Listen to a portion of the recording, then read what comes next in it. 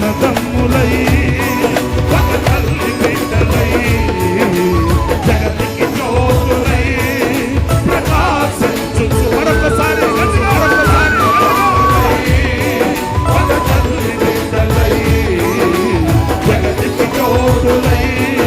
ప్రకాశించుచు వర్ధిల్లాలి నా దేశం జగద్రక్షక యేసయ్యా నా దేశం సౌభాగ్యముతో విరజిల్లగా నన్ను చూడని నేను పుట్టిన నా దేశం